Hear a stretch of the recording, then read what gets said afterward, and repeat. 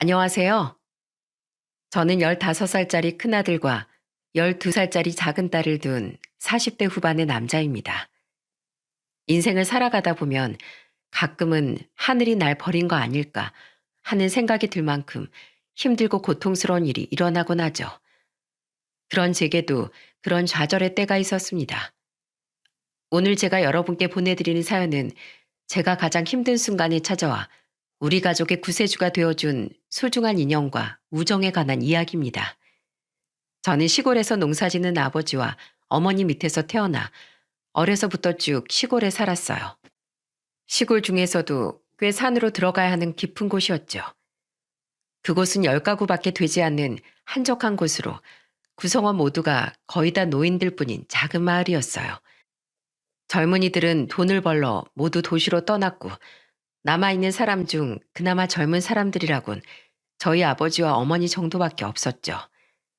아이는 더 귀했기에 저는 어렸을 때부터 동네 분들의 귀여움을 독차지했습니다. 부모님보다는 동네 할머니와 할아버지 품에 안겨 있을 때가 더 많았을 정도였으니까요. 밑으로 제 여동생이 둘이나 있었지만 아들이어서 그런지 저를 유독 귀여워해 주시곤 했죠. 그러던 어느 날이었어요. 아버지는 농사일로 일찌감치 나가시고 어머니도 밭일을 하러 오전 일찍부터 나가신 날이었죠. 집에 있기가 심심했던 전 여느 때처럼 집 뒤에 있는 작은 동산을 올랐습니다. 산 중턱에서 나뭇가지를 하나 주워서 어제 본 만화 속 주인공처럼 혼자 칼싸움을 하듯 휘두르고 있는데 마을 입구에 웬 트럭 한 대가 서 있는 게 아니겠어요? 어이, 짐은 이거면 되는겨? 그래, 거기 둬. 일단은 여기다 내려놓고 남은 것들은 시간 되는 대로 천천히 옮기면 돼. 트럭에선 책꾸러미니 가방이니 하는 것들이 잔뜩이었고 그걸 어른 몇 명이 부지런히 내리고 있었습니다. 저는 그때 이사하는 모습을 처음 보았죠. 이런 시골 마을엔 이사 가는 사람도 오는 사람도 없었기에 호기심이 어린 전 그 광경을 아예 자리를 잡고 앉아 구경했습니다. 얼마큼 보고 있었을까 갑자기 트럭 앞 좌석에서 한 아주마 아이가 내리더군요. 엄마 없이도 잘 지낼 수 있지 우리 아들? 잘 지낼 수 있어. 엄마가 자주 올 테니까 그때까지 할머니 말씀 잘 듣고 있어야 돼. 어, 아주마는 그 아이의 머리를 쓰다듬더니 이내 아이의 손을 붙잡고 마을 안쪽으로 걸어 들어갔습니다. 저는 그 모습을 내내 지켜보고 있었죠. 그때였어요. 갑자기 아이가 고개를 들어 저를 쳐다보더군요. 순간 저와 그 아이의 눈이 마주쳤습니다. 저는 너무 당황해서 황급히 근처 고목 뒤로 몸을 돌려 숨어버렸죠. 꽤 먼 거리였는데 어떻게 알고 날 쳐다본 것일까요? 저는 아주마 그 아이가 사라질 때까지 나무 뒤에 숨어 있었습니다. 아니, 다리 건너 감나무집 말이야. 이사 왔다대? 그 할머니만 있는지? 그 집 팔았다는 얘기 못 들었는데. 그게 그 집 손주 하나만 와서 그래. 부모들은 안 오고 애 혼자 왔다 카더라고. 부모들이 같이 왔으면 회관에 인사라도 하러 들렸을 텐데 애 하나만 온 거라. 으이? 애가 혼자 왔어? 자세한 건 아직 못 들었는데 대충 할마시들 말하는 거 들어보니까 부모가 이혼하게 됐나 보더라고. 지네 엄마가 맡길 곳이 없어서 여태 맡겼는가벼. 에이구 어린 것이 딱하지. 그런 이야기를 듣고 나서 그런가 어째서인지 잠이 오질 않았습니다. 그 아이에 대해 알고 싶은 것이 많았거든요. 어디서 왔을까? 부모님은 왜 이혼했을까? 아니 그것보다 이혼이라는 게 정확히 뭘까? 엄마가 보는 드라마에선 부모님들끼리 따로 사는 거라고 했는데 그럼 그 아이의 부모님들도 따로 사는 걸까? 등등 정말 묻고 싶은 게 너무 많았죠. 궁금증은 꼬리에 꼬리를 물고 이어졌고 그날 저녁 결국 저는 잠을 설치고 말았습니다. 다음 날 아침 저는 아침밥을 입에 우겨넣곤 불이 나게 감나무집 할머니네로 뛰어갔어요. 할머니네는 집 앞에 있는 작은 개울만 건너면 도착하는 가까운 곳이라 뛸 필요가 없었는데도 저는 뜀박질을 멈출 수가 없었어요. 한시라도 빨리 그 아이를 만나고 싶었거든요. 할머니! 할머니! 상여 왔어요! 저요! 김상여요! 집에 계세요? 하지만 제가 소리 질러도 마당에 묶여있는 누렁이만 지저댈 뿐 대답은 없었어요. 할머니! 집에 안 계세요? 제가 더 크게 소리 질러도 마찬가지였어요. 안 되겠다 싶어 호흡을 크게 들이마시고 한 번 더 크게 소리 지르려는 찰나 갑자기 대문이 불쑥 열리더군요. 할머니 밭에 계시는데 누구세요? 저는 깜짝 놀랐어요. 대문을 열어준 게 할머니가 아니라 어제 본 그 아이였거든요. 저는 너무 갑작스러워 숨을 들이마신 채로 멈춰 있었죠. 하지만 놀란 건 그 아이도 마찬가지인 것 같더라고요. 어제 본 그 아이의 눈이 아주 동그래졌거든요. 저희는 그렇게 몇 초간 서로를 쳐다보았죠. 그것이 바로 저의 운명을 크게 바꿔놓을 동규와의 첫 만남이었습니다. 그 아이 이름은 정동규. 저와 동갑으로 원래 살던 곳은 서울이라고 했어요. 서울에서 살 적엔 아빠 엄마와 함께 남부럽지 않게 살았다고 해요. 아니 글쎄 매일 반찬으로 스팸이랑 계란 후라이를 먹었다지 뭡니까? 저는 햄이라곤 싸구려 분홍 소세지뿐이었고 계란은 삶은 계란밖에 먹어본 적 없는데 말이죠. 제가 잘 살고 있었다면서 왜 이런 시골로 이사했냐고 물으니 아빠에게 새엄마가 생기는 바람에 어쩔 수가 없었다더군요. 집이 없어서 엄마랑 함께 집을 나와 몇 달을 여간방에서 보냈다더라고요. 근데 얼마 전 엄마가 공장에 취직하시게 되셔서 아예 여기 외할머니 댁으로 오게 되었다나 봐요. 야, 그럼 나 궁금한 게 있어. 뭔데? 너 진짜로 맨날 스팸이랑 계란 후라이 먹었어?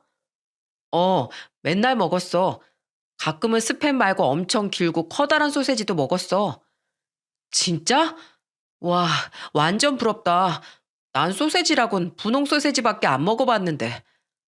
분홍 소세지가 뭐야? 뭐? 너 분홍 소세지가 뭔지도 몰라? 그게 뭔데? 우리는 할머니네 대문 앞에 쪼그리고 앉아 서로에 대한 이야기를 나눴어요. 아빠, 엄마 이야기, 살았던 집 이야기, 그리고 소세지 이야기 같은 거요.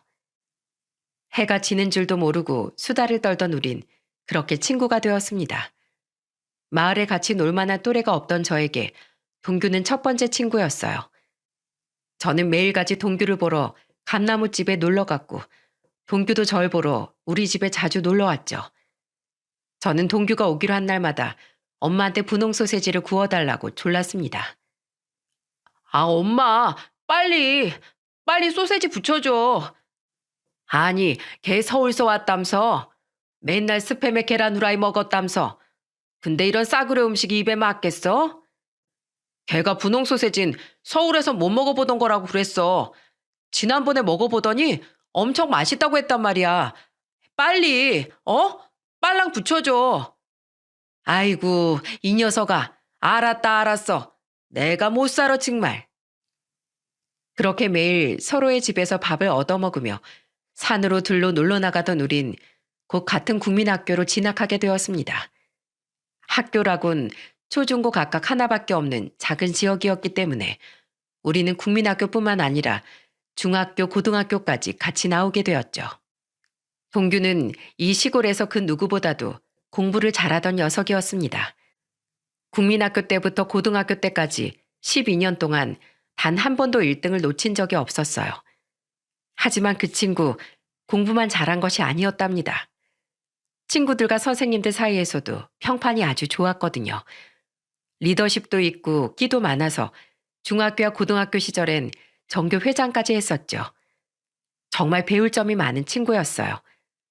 그렇게 서로 마음이 잘 맞았던 우린 처음 만나던 순간부터 고등학교를 졸업할 때까지 매일같이 빠짐없이 붙어 다녔죠. 동규야, 서울 가서도 연락 자주 해? 걱정하지 마, 상효야. 너 내 성격 알지? 자주 할게. 아버님께 올라간다고 말씀만 전해줘라. 제대로 인사도 못 드리고 가서 죄송하네. 하지만 동규가 서울에 있는 명문대에 입학하게 되면서 우리는 멀리 떨어지게 되었습니다. 당시 저는 여기에서 멀지 않은 다른 지방의 공장에 취직하기로 결정되어 있었어요. 고등학교 2학년 때 갑작스럽게 중풍으로 쓰러진 아버지 때문에 약값과 생활비를 제가 벌어야 했거든요. 우리는 아버지가 쓰러지신 뒤 아버지의 치료비를 대기 위해 가지고 있는 논 대부분을 팔아야 했어요. 남은 것이라곤 다 쓰러져 가는 집과 어머니가 일구시던 손바닥만한 밭밖에 없었죠. 그곳으론 아버지와 어머니 두 여동생까지 모두 생활할 수 없었어요. 저에게는 장남으로서 아버지와 어머니 두 여동생까지 보살펴야 하는 책임이 있었죠. 저는 가족과 꿈, 대학과 공장 중 어느 한 가지를 선택해야만 했습니다. 하지만 답은 한 가지밖에 없었어요. 그때 저에게 대학에 대한 미련이 없었다고 하면 거짓말이겠죠. 하지만 다시 시간을 돌린다고 해도 제 선택은 변함이 없었을 겁니다. 그렇게 저는 고등학교를 졸업해 동규와 헤어지고 나서 곧바로 공장에 다녔어요. 아침 일찍 일어나 기계처럼 일하고 땀 범벅이 되어 한밤중에 들어와 쓰러져 잠드는 생활을 했죠. 처음엔 동규에게서 자주 전화가 왔어요. 일주일에 두세 번, 거의 3일에 한 번 꼴이었죠. 동규는 대학에서 있었던 일을 조잘거리며 말해주었습니다.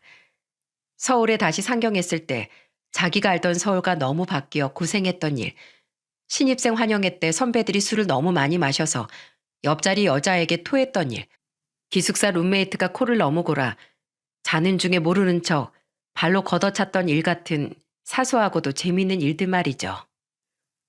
난 이렇게 지내고 있어. 넌 좀 어때? 나?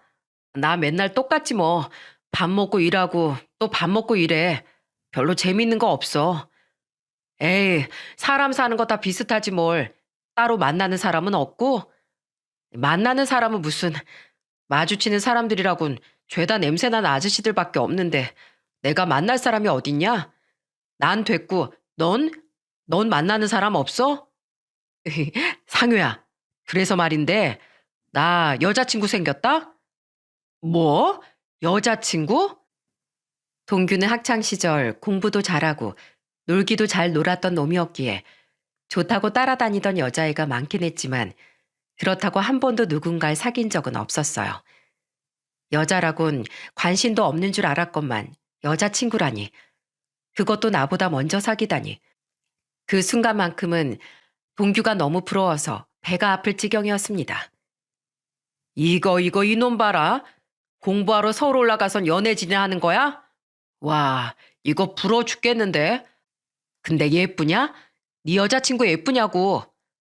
예쁘다 마다. 우리 과에서 제일 예쁜 앤걸.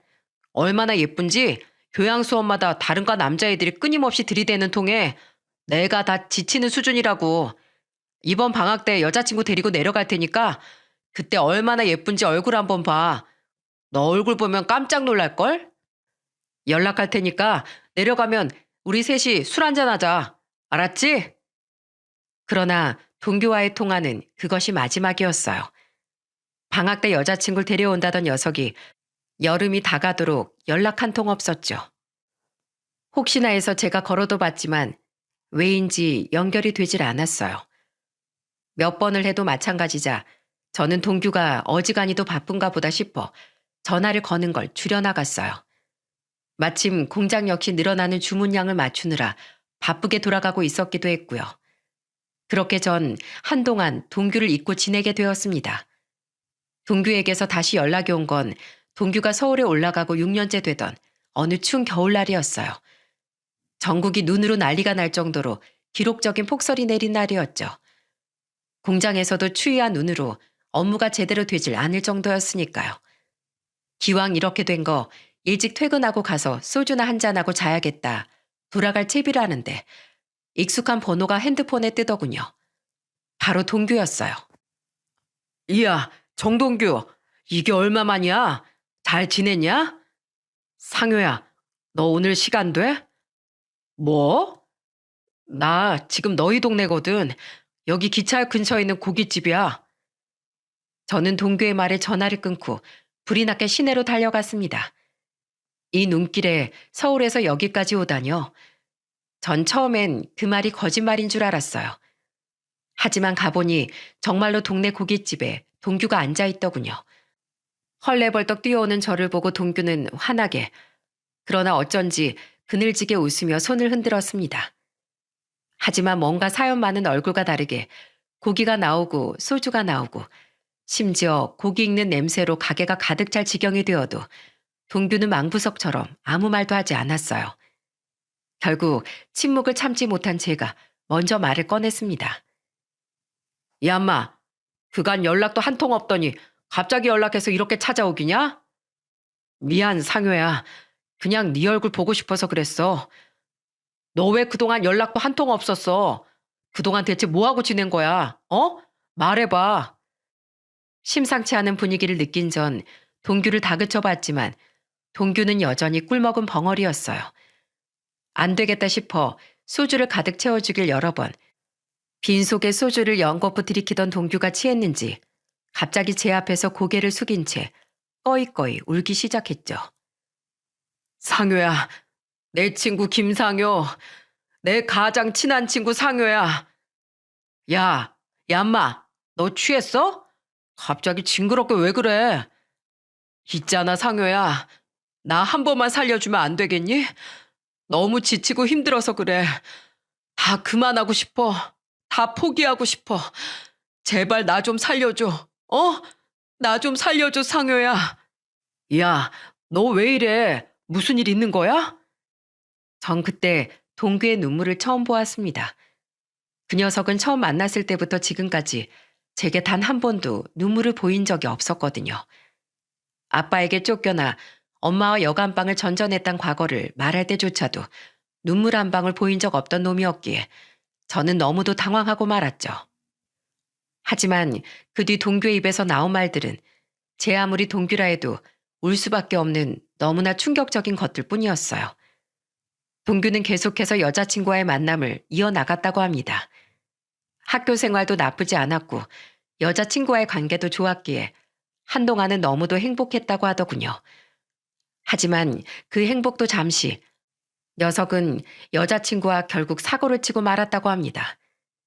녀석도 재수 씨도 대학교를 졸업하지도 않은 상태였지만 도저히 아이를 포기할 수가 없었고 그렇게 둘은 학교도 휴학을 한 채 살림을 차렸다고 해요. 가족에게 도움을 청해보기도 했지만 양가 부모님들 역시 가난하게 사시는 분들이라 따로 도움을 줄 수 없었다고 하네요. 돈이 어찌나 궁했는지 결혼식도 올리지 못했다고 하더군요. 그럼에도 살아야 했기에 남은 돈을 어떻게든 긁어 모아 방 하나짜리 사글세 방에서 지냈다고 합니다. 하지만 그것도 잠시 재수 씨가 딸을 낳으면서 당장 입에 풀칠할 수도 없게 되자 동규는 학교를 휴학하고 일을 하러 다녔다고 해요. 이 답답한 친구야. 그걸 이제 왜 말해? 재수신 잘 지내고 있어? 아이는? 지금쯤 아이도 꽤 컸겠네. 컸지. 많이 컸지. 벌써 6살이야. 6살? 6살이면 한창 유치원 다니느라 바쁠 나이구나. 아니야. 우리 딸 유치원 안 다녀. 아니, 못 다닌다는 게 맞겠다. 우리 딸, 불쌍한 내 딸. 동규야, 딸이 왜? 딸이 뭐 어쨌는데 그래? 우리 딸, 소아암이야. 뭐라고? 소아암? 그래, 소아암. 처음엔 좀 이상하다 싶었어. 자꾸만 이유 없이 열이 났던 데다 해열제를 아무리 먹어도 열이 떨어지질 않았거든. 하지만 난 그때까지도 단순히 감기인 줄 알았어. 하다못해 독감 정도라고 생각했지. 근데 병원에 데리고 가서 정밀 검사를 받아보니 소아암이더라고. 진짜 믿을 수가 없더라. 우리 딸 이제 겨우 6살인데 암이라는 게 정말이지 믿어지질 않더라고. 사람이 너무 놀라면 말을 잃어버리게 된다던 게 진짜더군요. 저는 흐느끼는 동규 앞에서 아무런 말도 하지 못하고 그저 그 모습을 지켜보고 있었습니다. 딸아이가 소아암이라니 제가 그 앞에서 어떤 말을 할 수 있었겠어요. 동규는 고개를 푹 숙인 채 말을 이어나갔습니다. 우린 한 달 벌어 한 달 살고 있던 터라 보험 같은 건 들어놓은 것도 없었어. 보험도 뭣도 없이 항암을 하려니 치료비가 감당이 안 되더라고. 하던 일로 병원비를 내기엔 역부족이었지. 그렇다고 대출을 받자니 아직 학생 신분이라 그조차도 쉽질 않았어. 백방으로 뛰어다녀도 돈 날 구멍이 하나도 없더라. 하지만 딸아이 암은 어떻게든 치료해야만 했어. 불쌍한 우리 딸은 이 순간에도 죽어가고 있는데 아빠인 내가 그걸 보고만 있을 순 없잖아. 당장 돈이 급하니 조금이라도 더 벌고자 하는 욕심에 난 하던 일도 그만두고 반년 전부터 막노동을 시작했어. 힘들었지만 딸아이 병원비만 더 벌 수 있다면 난 뭐라도 할 수 있었지. 하지만 공부만 했지 그런 일은 해보지 않아서 그런가. 한 달 전 시멘트 포대를 옮기다가 그만 허리를 심하게 다쳤어. 그래서 지금은 일도 제대로 못하고 집에 누워만 있어. 나 정말 바보같이 상효야. 허리를 다쳤다고? 그래, 허리를 아주 좀 다쳤어. 병원에서 한동안 누워있으라더라. 근데 집에 아픈 딸을 두고 누워있으려니 정말 별의별 생각이 다 나는 거야. 아빠 노릇도 제대로 못하는 놈이 허리 아프다고 누워있는 게 너무 죄스러워서 견디기 힘들었어. 딸을 위해 해줄 수 있는 게 아무것도 없다니. 가슴이 찢어지다 못해 미어져 죽을 것 같았어. 있잖아, 상효야.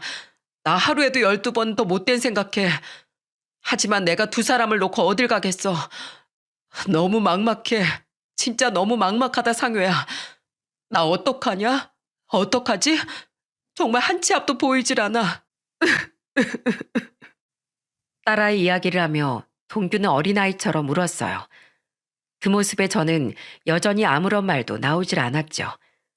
동규가 처한 상황엔 그 어떤 말도 위로가 되지 않을 것 같았거든요. 저의 침묵은 연탄 불이 꺼지고 동규의 흐느낌이 오열로 바뀌어도 계속되었습니다. 그렇게 동규의 울음소리조차 잦아들 때쯤 저는 한 가지 결심을 했고 작업복 주머니에서 종이와 펜을 꺼내 동규 앞으로 내밀었어요. 네가 오죽했으면 날 찾아왔겠냐. 너의 고통이 얼마나 힘들었을지 지금의 나로선 상상조차 못하겠다. 너의 이런 모습 친구로서 너무 가슴 아파. 보는 내가 다 힘들 정도야.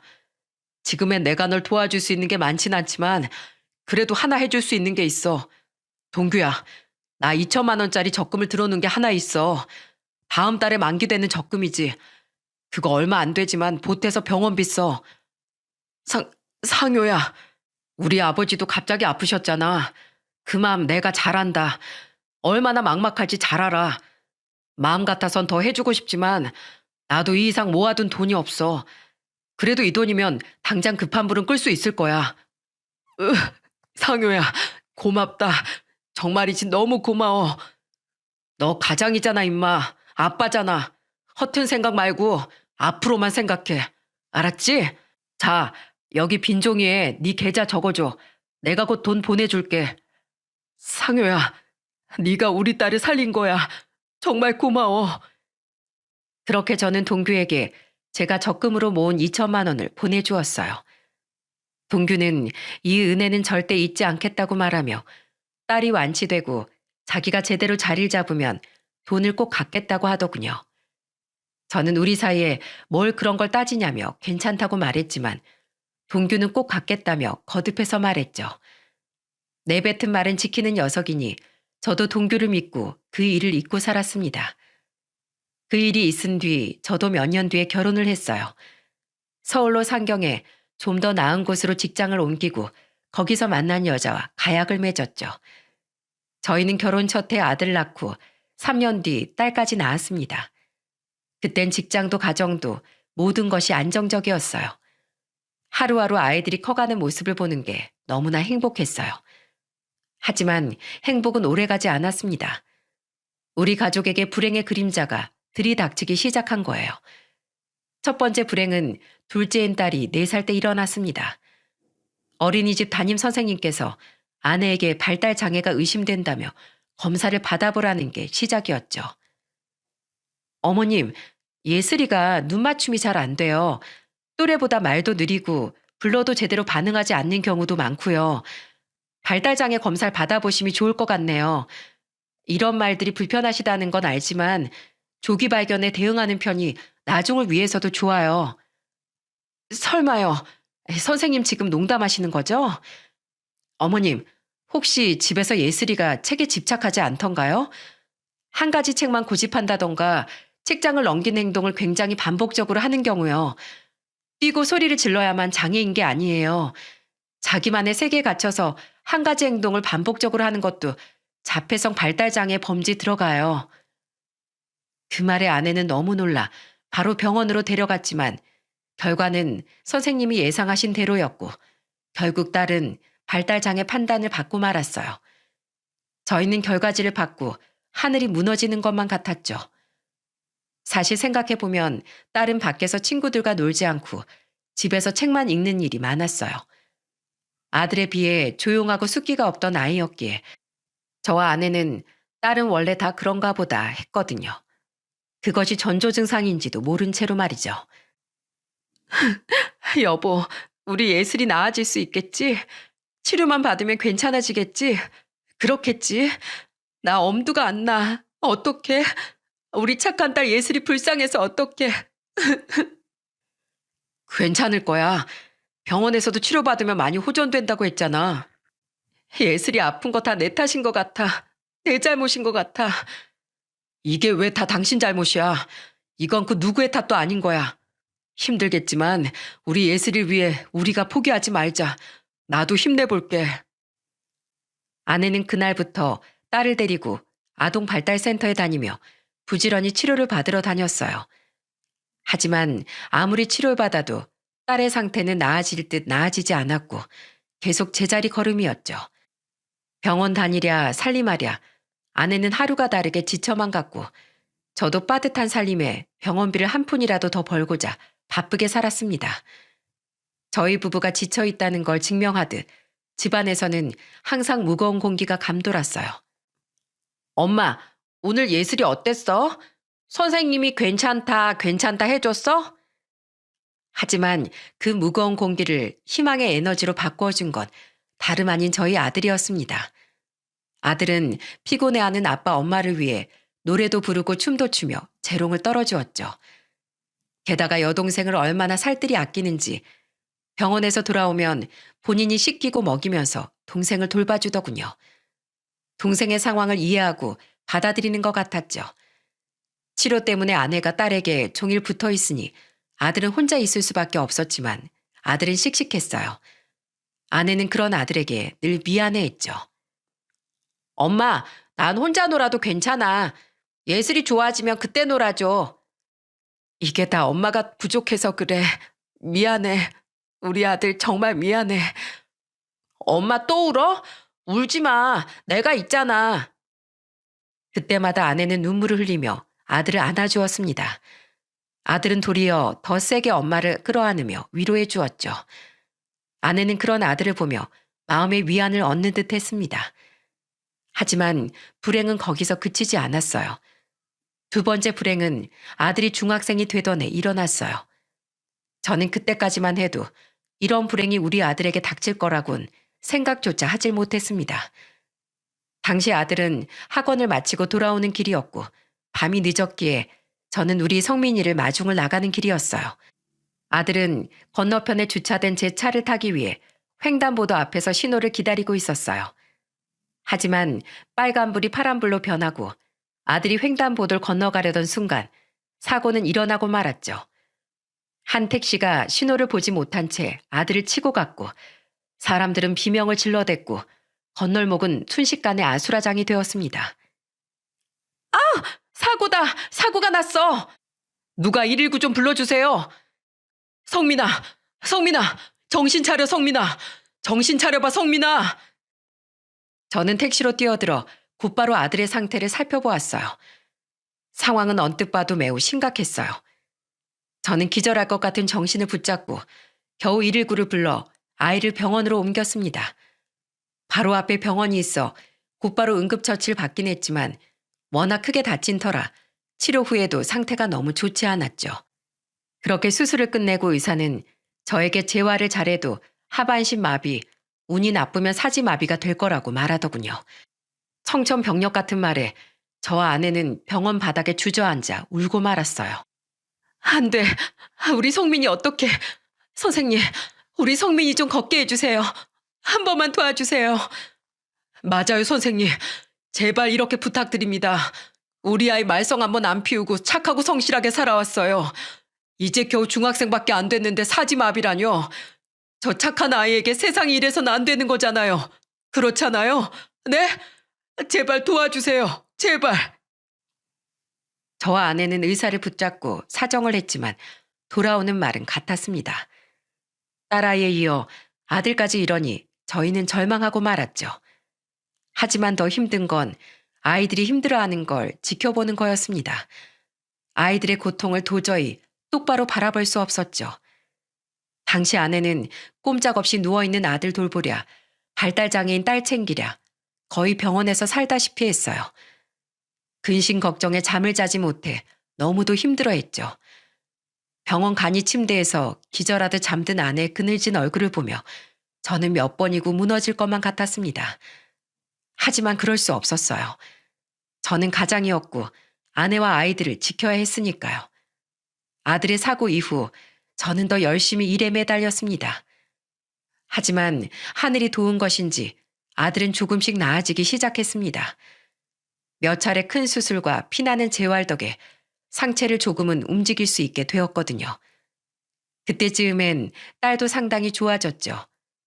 강박 증세가 나아져 정해놓은 규칙을 지킬 수 있게 되었고 사람들 사이에 제법 섞일 수 있었거든요. 저 역시 먹을 거 입을 거 아껴가며 한 푼 두 푼 모은 돈으로 어느 정도 목돈을 마련해 놓은 상태였고요. 그래서 전 결심했습니다. 사랑하는 우리 아이들을 위해 환경이 좋은 집으로 이사를 가기로 마음먹었어요. 우리 가족을 위해 전 밤낮 가릴 것 없이 하루 서너 시간만 자며 앞만 보고 달려왔던 것 같아요. 아내는 장애가 있는 아이들을 돌봐야 했기에 일을 할 수가 없었기 때문에 전 남들보다 2배로 일을 해야 했습니다. 저는 아내에게 통장을 꺼내 보여줬어요. 세상에, 여보, 이 큰 돈을 어떻게 다 모았어? 당신 그간 정말 고생 많았어. 우리 이 돈으로 조금 더 좋은 데로 이사 가자. 지금 집은 좁고 낡은 데다 방이 2개밖에 없어서 불편했잖아. 이 돈으론 전세밖에 못 구하겠지만 그래도 여기보단 좀 더 좋은 집으로 갈 수 있을 거야. 거기서 성민이 예슬이랑 함께 행복하게 살자. 당신 정말 고생 많았어요. 고생은 무슨, 아이들 돌보느라고 당신이 더 고생했지. 이제 우리 가족한테도 좋은 날이 올 거야. 다음날 저희는 부푼 꿈을 안고 아내와 함께 부동산에 찾아갔어요. 그렇게 몇 번을 보고 꼼꼼하게 서류를 살핀 끝에 제 이름으로 된 좋은 전셋집을 하나 계약할 수 있었죠. 계약서에 사인하고 나오는 순간 지난 10수년간의 고통이 보상받는 듯 했어요. 전세긴 하지만 앞으로 좋은 집에서 아이들을 키울 수 있다는 생각에 저는 행복했죠. 하지만 저희의 희망은 물거품이 되고야 말았습니다.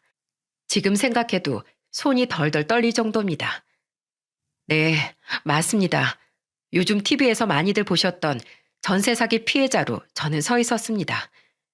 부동산을 믿고 계약을 했더니 부동산과 건물주가 짜고선 전세 사기를 저질렀던 거였어요. 저뿐만 아니라 피해자만 15명에 달했습니다. 피해 금액만 해도 40억이 넘었어요. 사기를 당한 줄 알고 뒤늦게 부동산 업자랑 건물주한테 연락을 했지만 깜깜무소식이었어요. 여보, 이제 어떡해? 우리 당장 갈 곳도 없는데 어떡하냔 말이야. 아내는 아이들을 안고서 오열을 하였습니다. 하지만 제가 할 수 있는 건 없었어요. 경찰서에서도 사건이 접수됐지만 기다리라는 말뿐이었습니다. 저뿐만 아니라 많은 피해자들이 하나둘씩 오열을 하며 주저앉더라고요. 이제 막 결혼을 한 신혼부부들도 있었고 사회 초년생들도 제법 있었어요. 우린 사기친 사람들을 찾기 위해 전국 방방곡곡을 찾으러 다녔어요. 하지만 어디로 쥐새끼처럼 숨었는지 찾는 게 쉽지 않았습니다. 하긴 경찰들도 찾기 힘든데 우리라고 어떻게 찾을 수 있겠습니까? 저는 절망에 빠지고 말았어요. 당장 지낼 곳이 없어서 우리는 장기 여관방에서 한동안 지낼 수밖에 없었어요. 다리가 불편한 우리 아들은 그러면서 우리를 위로해 주더군요. 아빠, 엄마, 저흰 이 여관도 좋아요. 엄마 아빠랑 같이 이렇게 지낼 수 있는 것도 행복 아닌가요? 그리고 제가 죄송해요. 제가 사고만 나지 않았다면 신문 배달, 우유 배달이라도 해서 엄마 아빠 도와드리는 건데 아무것도 못 도와드려서 죄송해요. 아들, 지금 무슨 소리 하는 거야? 이제 중학생밖에 안 된 애가 무슨 일을 하겠다는 거야? 난 우리 아들이 빨리 재활에 성공해서 다시 두 발로 걷기만을 바랄 뿐이야. 돈은 엄마 아빠가 어떻게든 마련해 볼 테니 넌 어른들 일에 신경 쓰지 마. 알았지? 참으로 제 아들이지만 기특하고도 착한 아들이었습니다. 아들은 우리 집안이 이렇게 된 게 본인 때문인 것 같다며 자책의 눈물을 흘리기도 했어요. 언제 우리 아들이 이렇게나 컸는지 전 그런 아들을 꼭 안아주며 이렇게 말했어요. 아들, 이 아빠가 못나서 미안하다. 하지만 꼭 우리 가족은 아빠가 지킬 거야. 그러니 아무 걱정하지 마. 알았지?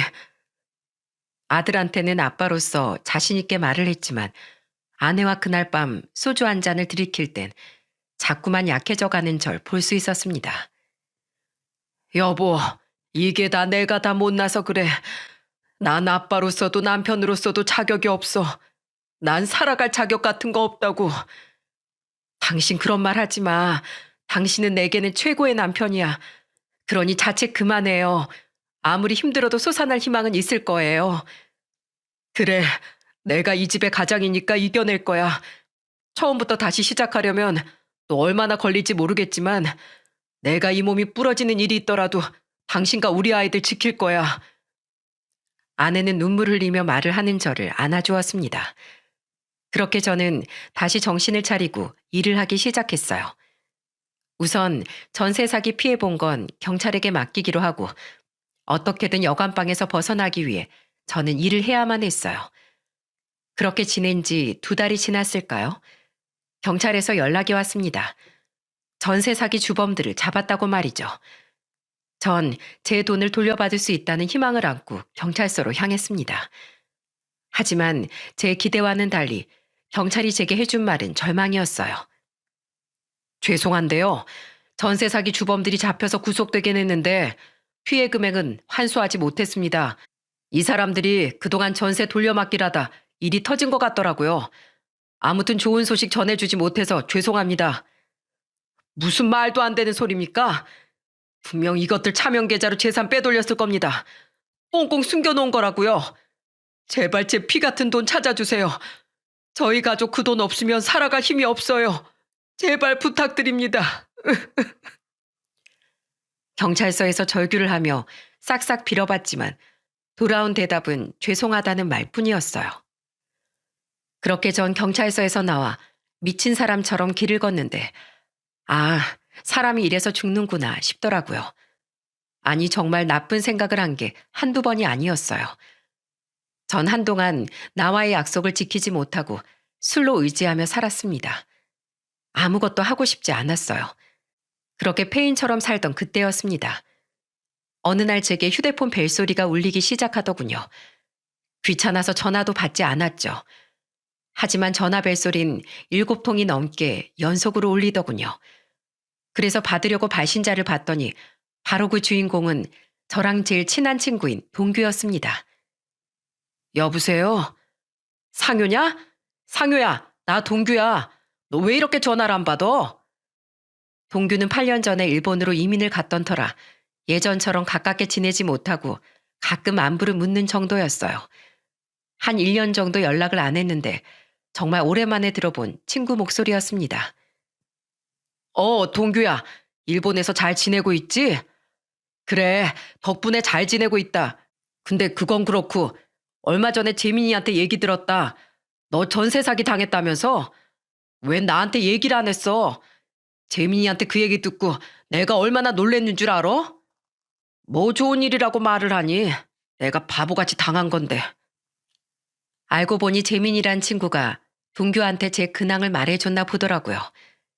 제가 언제 한번 재민이란 친구한테 술을 한 잔 먹고 하소연을 한 적이 있었습니다. 바보같이 전세 사기 당해서 죽고만 싶다고요. 재민이는 그 소식을 듣고 동규한테 말했나 보더라고요. 동규는 사업 때문에 일본으로 건너갔었는데 제 소식을 듣고 걱정이 되었는지 오늘 당장 한국으로 넘어온다고 하더군요. 그래서 제게 계속해서 전화를 했던 거였어요. 동규는 저녁 7시 비행기로 와 곧장 절 만났습니다. 상효야, 너 지금 여관 생활하며 지낸다며? 애들도 있는데 그런 곳에서 지낼만 해? 어쩔 수 없지 뭐. 전 재산을 다 사기당했는데 그래도 가족들하고 같이 지낼 곳이 있는 것만으로도 감사하게 생각해. 에휴, 바보 같은 놈. 왜 너만 생각하니? 재수 씨랑 네 새끼들 생각해야지. 그리고 너 일이 이렇게 될 때까지 왜 나한테 말을 한마디 안 했어? 넌 날 친구로 생각도 안 하는 거야? 네가 나한테 어떤 친구인데 이렇게 힘든 순간에 왜 말을 안 한 거야? 내가 너한테 꼭 은혜 갚는다고 했잖아. 왜 말을 안 한 거냐고. 이런 상황을 어떻게 선뜻 말할 수 있겠어? 너도 일본에 살면서 힘들 텐데. 상효야, 너 우리 딸 기억하지? 그때 네가 도와줬던 우리 딸이 벌써 대학에 들어갔어. 네가 도와주지 않았다면 우리 딸이 어떻게 됐을지 나로선 상상조차 할 수가 없다. 네가 우리 가족을 일으켜준 덕분에 나도 학교도 제대로 마칠 수 있었고 또 사업도 할 수 있었어. 딸이 병을 이겨낸 것도 우리 가족을 행복하게 살게 해준 것도 네 덕분이야. 그러니 이제 내가 보답할 차례인 것 같다. 뭐? 상효 너 기억하냐? 우리 어릴 적 시골 마을에 살면서 감나무 밑에서 의형제로 지내자고 했던 거. 난 한 번도 널 그냥 친구로 생각해 본 적이 없다. 넌 내 친구이자 형제야. 그러니까 네가 날 도왔듯이 이번엔 내가 널 돕게 해줘. 그리고는 동규는 제게 생각지도 못한 얘기를 해주었습니다. 내일부터 전셋집 좀 알아봐. 되도록이면 빌라 말고 아파트로. 마음 같아선 아파트 한 채 사주고 싶지만 아직은 나도 형편이 그 정도는 안 돼. 하지만 전세 정도 내가 어떻게든 마련해 볼 테니까 더 이상 좌절하지 말고 네 가족만 생각하자. 난 우리 상효 같은 멋있는 친구가 이렇게 어깨가 축 처져 있는 모습 보고 싶지 않아. 내 말 무슨 말인 줄 알지? 동규야. 전 동규의 제안을 뿌리치기 힘들었습니다. 그 집이면 아내와 아이들이 편안하게 지낼 수 있었기 때문이었죠. 그렇게 전 아내와 집을 알아봤고 마음에 드는 집을 선택한 후 부동산에서 계약을 하는 날이었습니다. 그날은 동규도 일본에서 다시 와주었어요. 하지만 혼자가 아니더군요. 바로 재수 씨 그리고 동규 딸이랑 같이 온 게 아니겠어요? 안녕하세요, 상효 씨. 오랜만이죠? 그동안 바쁘다는 핑계로 이제야 감사 인사를 드리네요. 너무 늦어서 죄송할 따름이에요. 여기 얜 저희 딸이에요. 상효 씨가 도와주신 덕분에 저희 딸이 이렇게 예쁘게 성장할 수 있었어요. 너 뭐하니? 네 생명의 은인한테 어서 인사드려. 엄마, 삼촌이라고 불러도 되나요? 삼촌, 그때 저 도와주신 거 항상 잊지 않고 살고 있어요. 제 목숨을 구해주셔서 정말로 감사합니다. 아이고, 다들 고개를 드세요.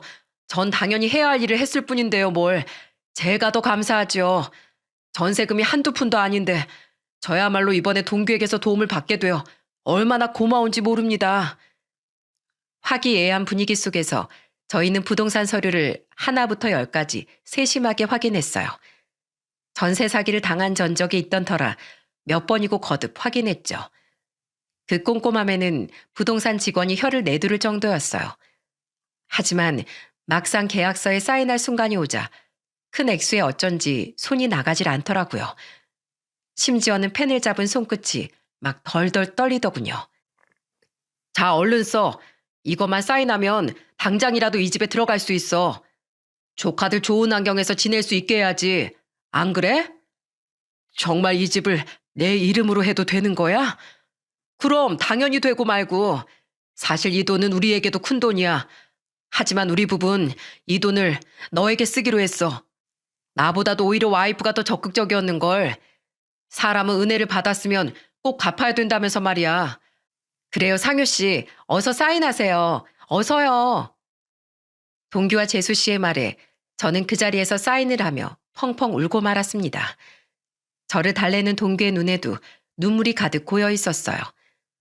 그 모습을 아내도 울컥했는지 눈물을 참지 못하고 있더군요. 재수 씨가 울고 있는 아내의 손을 꼭 잡아주었죠. 재수 씨의 눈에도 커다란 눈물방울이 그렁그렁 맺혀 있었습니다. 큰 돈인데도 절 위해 써주신다니 이 감사함을 어떻게 표현해야 할지 모르겠어요. 큰 결심 해주셔서 정말 감사합니다. 울지 마세요. 저희 부부는 이 돈이 전혀 아깝지가 않아요. 사글세방에서 치료도 못 받고 소아암으로 죽어가던 저희 딸아이 상효 씨가 아니었으면 이렇게까지 클 수 있었을까요? 만약 그때 딸을 잃었다면 전 아이를 지키지 못했다는 슬픔에 하루하루 죽어갔을 거예요. 그이도 마찬가지였을 테고요. 그때 은혜를 이제라도 갚을 수 있게 되어서 저희 너무나도 감사드리는 걸요. 남편들처럼 앞으로 우리도 서로 친하게 지내요. 제가 자주 전화드릴게요. 감사합니다. 정말로 감사합니다. 저희 넷은 서로를 부둥켜 안으며 뜨거운 눈물을 흘렸습니다. 아주 따뜻하고 다정한 눈물이었죠. 우리 가족은 그 다정한 눈물 덕분에 다시 일상으로 돌아갈 수 있게 되었습니다. 아이들과 함께 동규가 마련해준 새 집으로 이사하던 날, 아이들의 환한 표정을 잊을 수가 없어요. 특히 아들이 참 좋아해 주었죠. 아빠, 정말 여기가 제 방 맞아요? 우와, 너무 신난다. 우리 아빠 최고.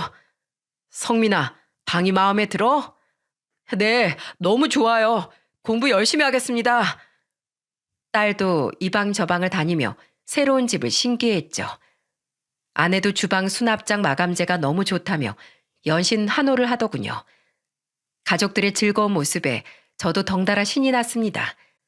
가족들의 이런 행복한 표정은 지난 몇 년간 전혀 볼 수 없었거든요. 오늘은 치킨 시켜 먹을까? 이사 기념으로? 당신 무슨 소리야. 이사한 날은 짜장면이지. 좋아요. 엄마 짜장면에 탕수육은 당연히 시켜야 되는 거 알고 있으시죠? 그래. 오늘은 아주 배 터지게 우리 먹어보자꾸나. 제 말에 딸아이가 웃으며 신나게 점프를 하기 시작했어요. 저는 그런 딸을 번쩍 안아주었죠. 그런 저를 보던 아내가 휠체어에 탄 아들을 뒤에서 살포시 끌어안았어요. 그렇게 저희는 바깥 풍경을 보면서 희망을 다시 행복이라는 두 글자를 맛볼 수 있었답니다. 동규네 부부가 전셋집을 구해준 그날 이후로 동규는 예전처럼 저에게 연락을 자주 해왔어요. 아내도 재수 씨와 제법 연락했나 봅니다. 서로 꽤 친해졌다며 자랑하더군요. 이번 휴가 때 가족들과 함께 내려올 테니 다 같이 제주도로 가족 여행을 가자고 약속했다고 하더군요. 언제 또 그렇게 친해졌는지 모르겠어요. 그리고 동규가 3일 전 문자를 보내왔습니다. 그 문자를 보고 얼마나 감격을 했는지 모릅니다. 상효야, 잘 지내고 있지? 새 집은 좀 적응됐냐? 와이프한테 듣자 하니 아들이 집을 참 좋아했다며? 마음에 들었다니 정말 다행이야. 그 집으로 고른 보람이 있네. 상효야, 단금지교라는 말 들어봤니? 두 사람이 서로 마음을 합하면 제 아무리 강한 금속이라도 잘라낼 수 있는 위력을 발휘한다는 뜻이래. 강한 우정은 그 어떤 고난과 역경이라도 이겨낼 힘을 준다는 거야. 정말 우리 사이 같지 않냐? 그간 많은 일이 있었지만 서로의 도움으로 이겨낼 수 있었던 것처럼 앞으로도 우리의 우정 변치 말고 이 험난한 세상을 살아가 보자. 상효야, 언제나 고맙다. 동규, 내 친구 정동규. 그 친구가 아니었다면 저희는 아픈 아이들을 데리고 아직도 여간방, 더 나아져봤자 월세방을 전전하며 힘든 나날들을 보내고 있었을 거예요. 제가 가장 지치고 힘들었던 순간, 하루아침에 모든 걸 잃었고 좌절했던 순간, 그 절망밖에 없던 순간에 동규가 손을 내밀어 주었기 때문에 저와 우리 가족들은 희망을 품고 살아갈 수 있게 된 거죠. 제가 동규에게 그랬듯이 동규도 제 인생의 구원자가 되어준 셈입니다. 사실 동규가 말해준 당금지교 뒤에는 따라오는 말이 하나 더 있답니다. 바로 금난지교이죠. 그 구절은 단단하기가 황금과 같고 아름답기가 난초의 향기 같은 사귐을 의미하는 말이랍니다. 어떤 금속도 잘라낼 수 있는 강한 우정이란 황금과 같이 단단하며 난초 향기같이 아름답다고 하는 뜻이죠. 강하며 향기로운 우정, 그런 아름다운 말이 또 어디 있을까요? 여러분, 오늘 제가 이 사연을 보내드리게 된 이유는 여러분께서 오래된 인연과 우정에 대해 한 번쯤 돌이켜보심이 어떨까 해서예요. 사는 게 바쁘다 보면 우린 어렸을 때 친구들을 잊고 살아가곤 하죠. 세상 무서울 것 없었던 학창시절, 함께 울고 웃으며 동고동락하던 친구들은 힘들고 팍팍한 삶에 곧잘 잊혀지곤 합니다. 하지만 여러분, 그럼에도 불구하고 저는 그 친구들을 잊지 말고 떠올려 보라고 이야기해드리고 싶어요. 어쩌면 그간 연락이 소홀했던 친구 중 누군간 제가 도움의 손길을 내밀어 주길 간절히 기다리고 있을지도 모릅니다. 어쩌면 또 모르죠. 그 친구 중 누군간 저를 좌절해서 구해주는 구원자가 될지도요. 그러니 오늘 하루만큼은 그간 여러분이 쌓아왔던 친구분들과의 우정을 기억하며 가장 찬란한 순간을 함께했던 친구에게 연락해 보세요. 우정의 힘이란 황금과 같이 단단하며 난초와 같이 향기로운 법이니까요. 그럼 제가 우정을 통해 우리 가정의 역경을 극복할 수 있었듯 여러분의 인연에도 역경과 고난을 극복할 힘이 깃들길 기도하며 저의 이야기를 마치겠습니다. 저의 긴 사연을 들어주셔서 감사합니다.